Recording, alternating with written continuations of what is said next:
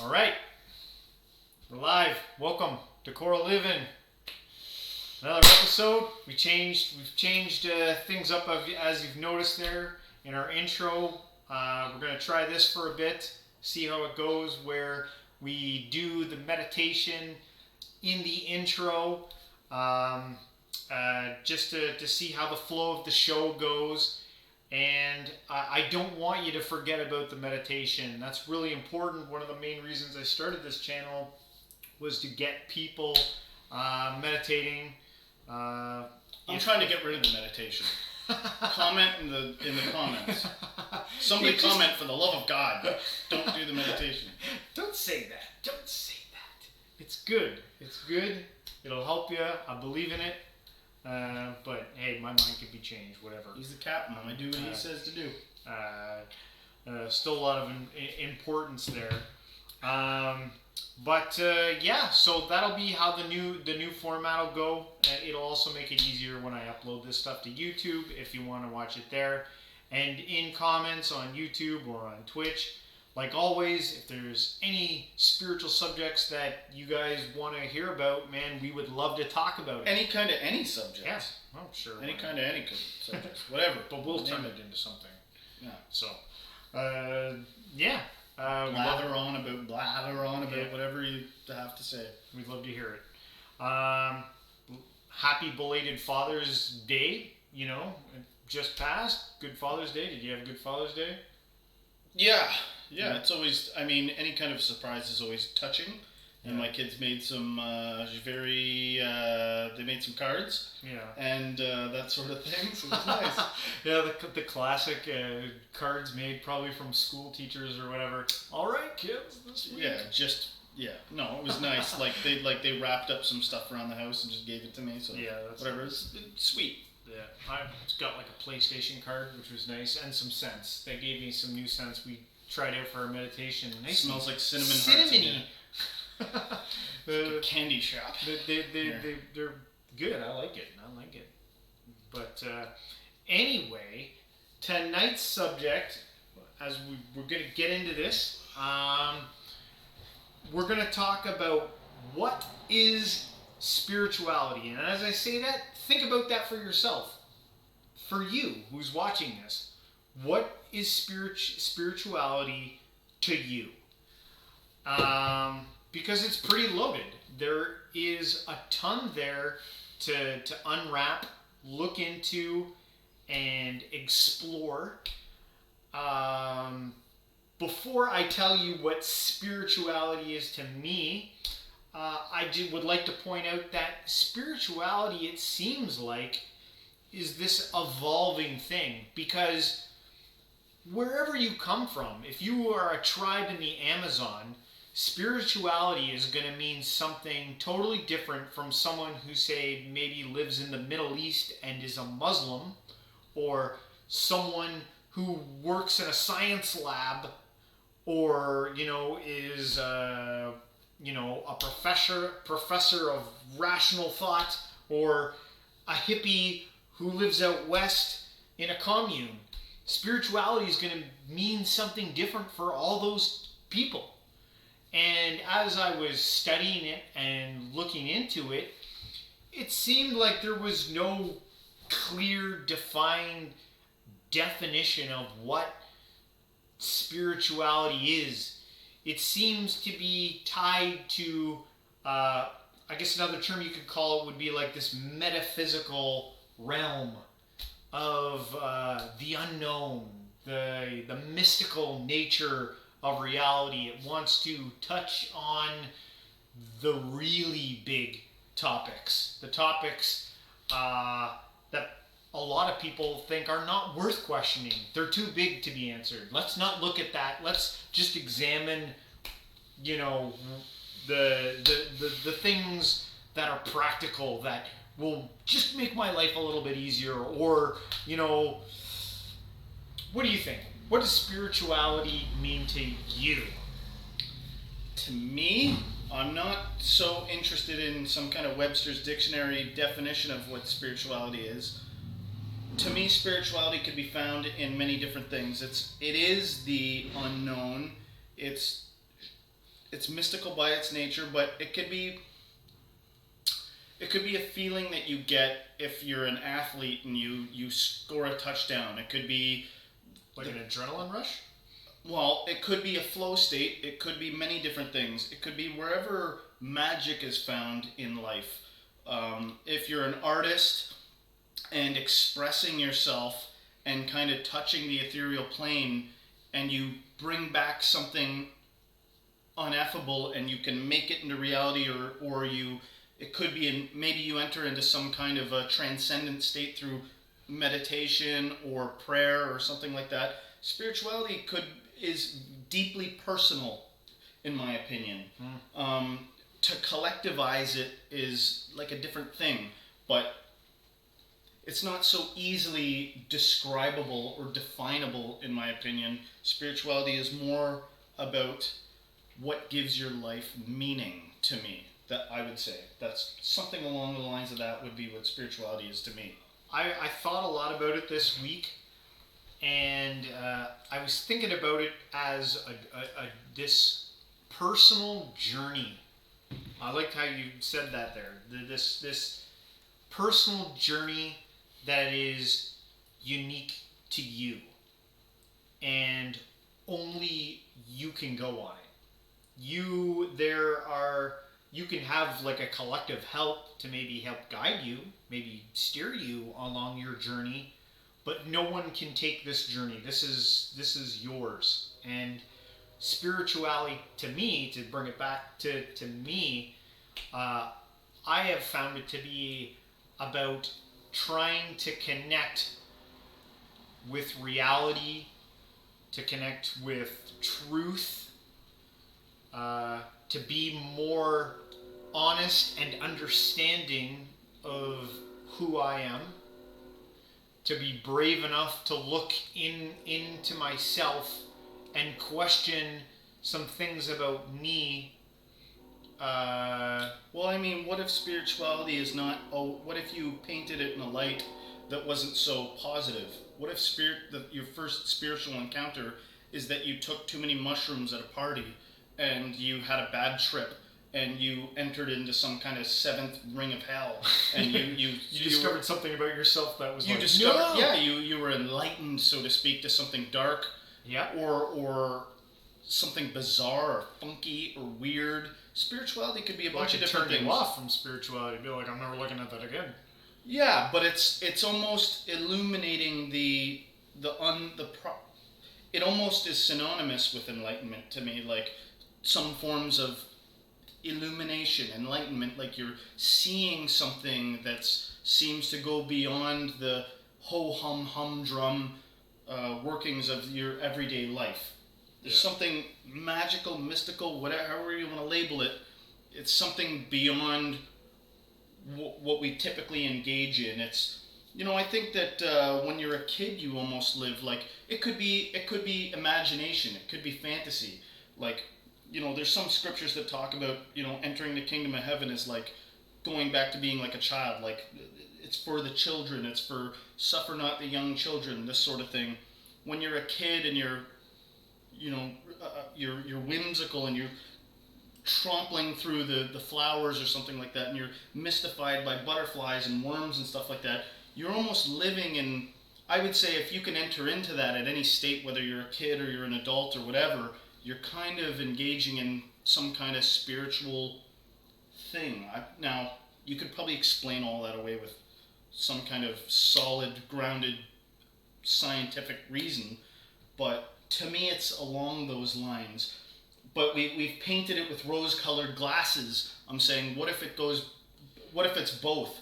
There are case studies of people that have been, but there's possessed. there's loads of dark gurus. Sure, They're like, it's funny. Shinyan Murti is a very dark guru to me. That Gabriel guy, the immortology guy, he's really dark. They talk a lot about death and the recognition of Emptiness. your mortality and empty, and that this is just, there's no substance to this thing. It's very empty and illusory and yada yada yada. Yeah, there's loads to it. You can go.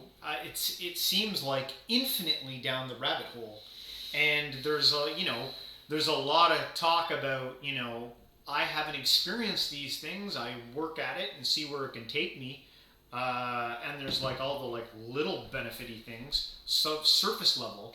But if you go deep enough, the stuff that the gurus and stuff talk about are that you can glean the absolute, but me talking about it, there's no way for me to actually communicate it to you through words or symbols. Well, or some anything. people seem to try. Like I think about what's his name, Deepak Chopra seems to try to take science and spirituality and make sense of both of them.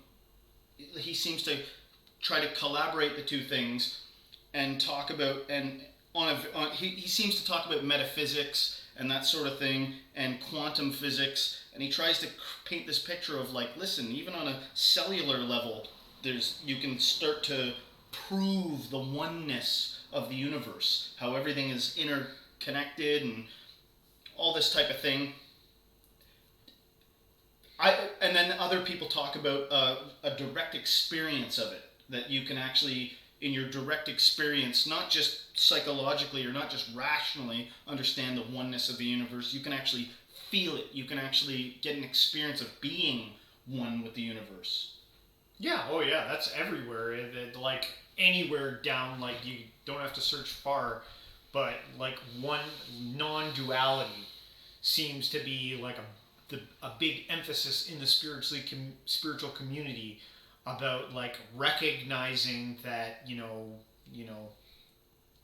there's no boundary between you and other, that which we've been talking about for a few weeks now, and that it's really one thing, and maybe that's why Jesus was talking about love your neighbor as yourself, because what you do to them you're doing to you. Right. So right.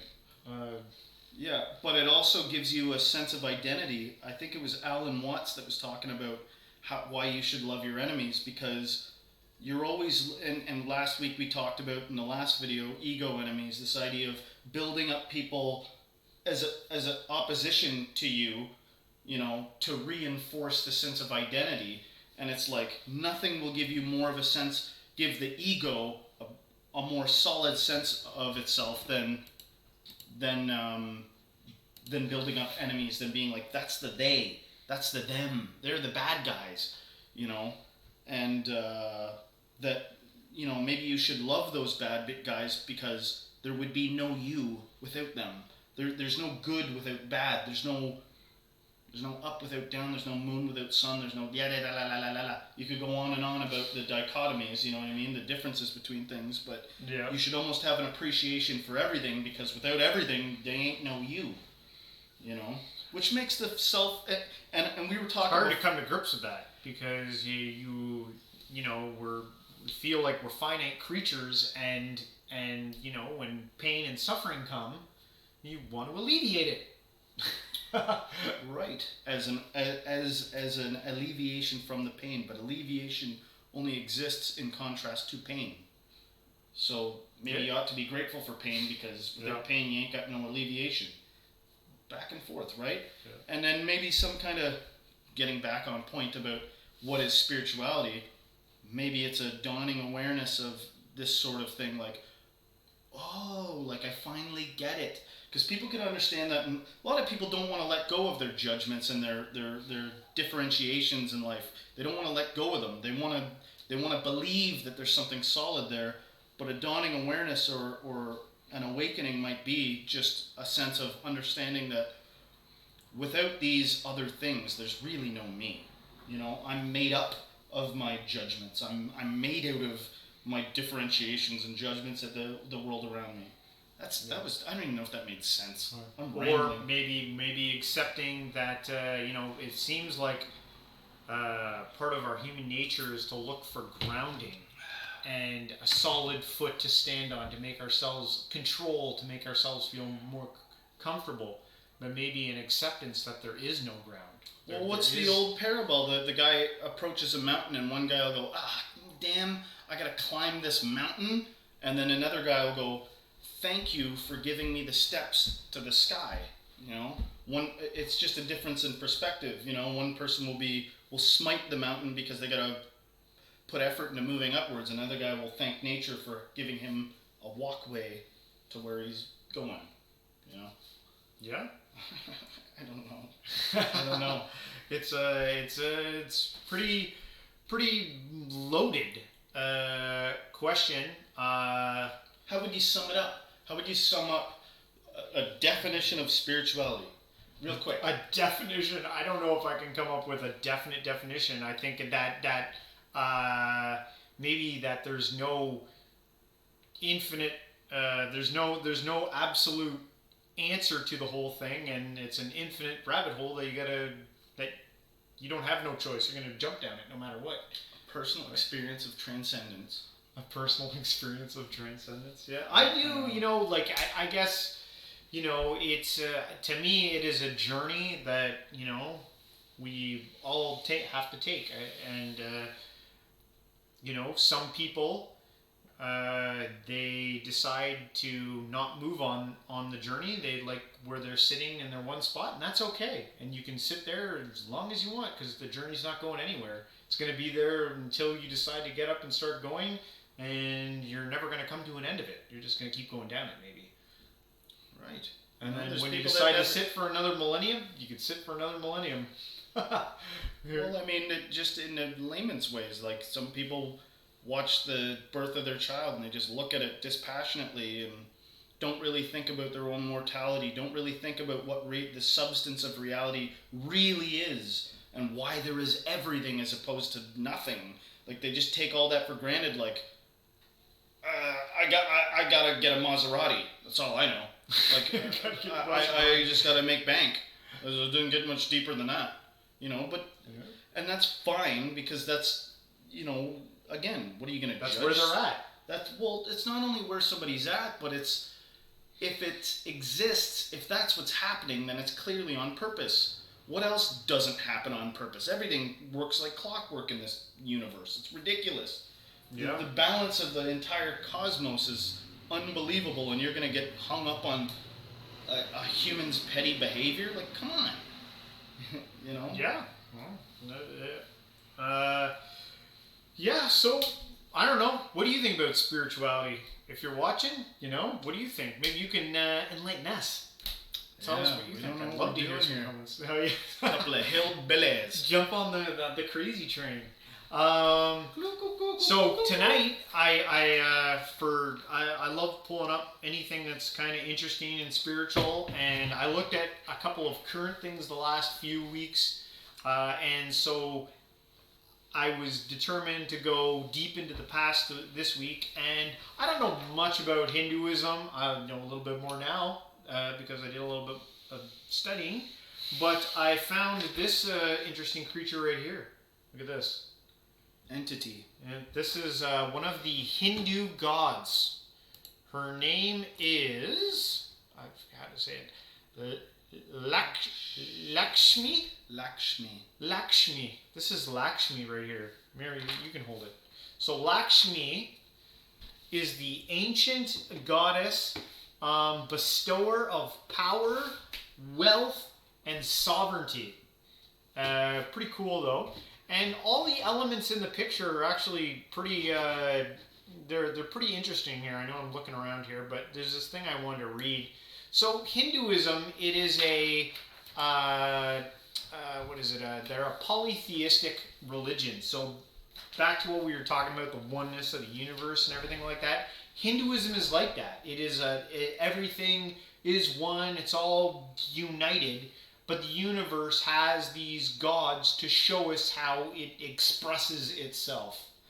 And I think they have like hundreds, maybe thousands of gods. I don't know. They have a lot of gods to show humanity. I would think probably at least hundreds. Yeah. I don't know though. And so I was gonna read this little thing on Lakshmi here. And I'll read what it says. Kind of here, hold this up so while I read this you can see. You don't have to. That's good enough right there. It says, draped in a red sari, Bedecked with gold ornaments, seated on a lotus, pot in hand, flanked by white elephants, the image of Lakshmi adorns most Hindu homes and business establishments. See the money coming out of her hand there? That's pretty cool. Over there, right? Lakshmi is the goddess of wealth, fortune, power, luxury, beauty, fertility, and auspiciousness. She holds the promise of material fulfillment and contentment.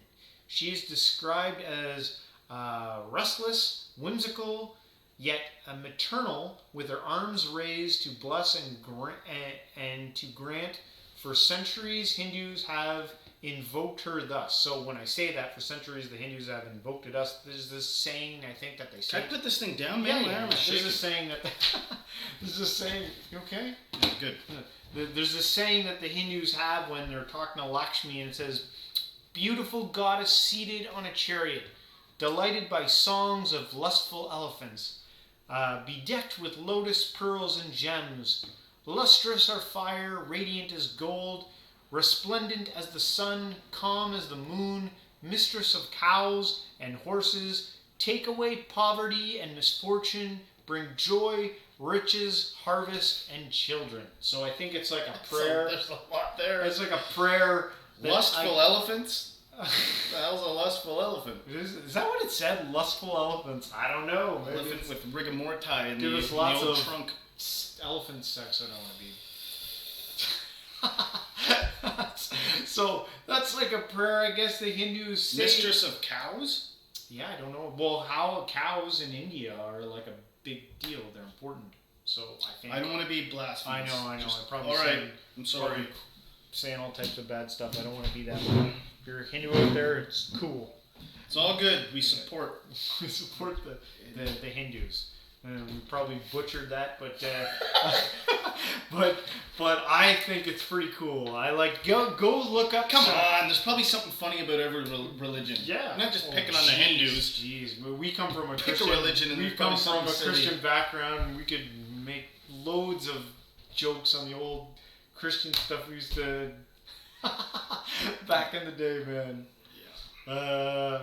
But yeah, no, go look up some cool Hindu stuff. Their artwork is awesome. Hindu artwork. Oh, it's so cool. I want to go cool. into a. I worked at a plaza one time when I worked for a landscaping company, and we used to just clean this plaza, and there was a Hindu temple in one of the hidden in one of the plaza units, and I had to go in to talk to the people that ran it sometimes, and I would look in, and they would have effigies with incense and stuff, and I think I asked them, I was like, "Can I go in?" And they were like, "No, you can't come in."